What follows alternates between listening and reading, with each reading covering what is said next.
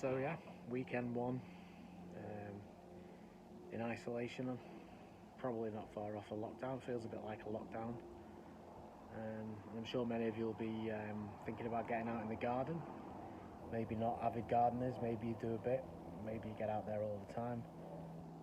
But if we're going to be stuck in our house, at least we can get a bit of fresh air in that little bit of space around our house. So I thought I'd do a few videos as I'm out gardening all year round anyway, just to share a few tips and hopefully give you guys something to do. Anyone who's lacking a bit of confidence can get out and start doing a bit, and that's the important thing really, is just get out and give it a go. You can't go far wrong really. So I thought I'd start off just giving everyone a bit of a tour of the garden and showing people just how much work I've got to do this year. And thankfully I'll have loads more time to do it. But it can feel a bit overwhelming. You don't know where to start, so I'm just going to loop around the garden, show everyone around, and just point out all of the jobs that I need to do, so you can see that there is a lot to do, and you just got to tackle it one by one, job at a time. So yeah, here's the garden. Okay, so starting in the patio area, no shortage of stuff to do here. There's Mr. Socks roaming around. So all the pots need watering, need feeding. I need to repair the roof on this seat. I need to cut back that passion flower. I need to weed the patio. I need to pick that chair up. I need to tie that back against the fence. I need to paint and do the maintenance on the pizza oven. This is the barbecue area here. Again, more pots. Yeah, just a general weed and tidy up over here. If we move around here, I've got these roses. They need planting out this year. I just cut those back last weekend. This is the decking area. Probably the big project for this year because the deck is rotten. It's falling to bits. You can put your foot through it.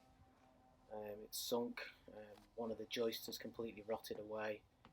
You can see there the table's sunk down into one side, and that's caused this plant to fall off, sadly. One of the victims of the winter. Summer house is full of rubbish that needs all sorting out as well. You can see here, move this. Oh, that's no good at all. So, whole new decking at some point. This corner, beautiful Akebia here, just coming into flower, one of the sort of early flowering climbers in the garden. A bit of a thug, gets everywhere, but just fantastic sort of chocolatey purple flowers. Fantastic, great on a north wall, so if you've got a really shady wall that you want to cover, Akebia is a great option. So yeah, decking area in need of TLC. And then you've got the kind of main garden area with the pond at the end. I was out last weekend for the first time in 2020. Grass is a mess, but we'll worry about that in April. You got till April to start worrying about grass. You can see this wooden trim is all rotted, and with this wet winter finished it off, so that is all in need replacing. Maybe I'll do that with brick or stone or something, a bit more long lasting. You can see last weekend I've done all the weeding, and that is one of the things you want to get out and do, just so you can see what you're playing with, where your gaps are. You get excited about a gap because that means you can buy a plant and pop it in. One of the two cherry trees, you can see here, exciting stuff. That is going to blossom soon and bring a whole load of pleasure to the garden. Can't wait for that. Yeah, more rotted sides. This all needs tying up around this arch. I've got three arches kind of around the three different areas of the garden. Pond area. I think that Japanese Kira is dead at the back. I'm going to have to investigate that. Thankfully no dead fish this year, which is good. Pond's going to need some maintenance. Again, more pots, which I've just kind of cut back and tidied last weekend. That archway is bent from where one of my drunk friends fell into it at a party. So a little bit of history behind that. Soil, we live in a sandy area here, so I'm going to have to get some compost or something on the soil. Again, I'd like to have done that earlier, but it's not too late. And yeah, I've tidied this back and cut back and lost 1 or 2 plants over this wet winter. But that creates some opportunity, like I said before. This is the kind of south bed, so nice and sunny, does get quite dry.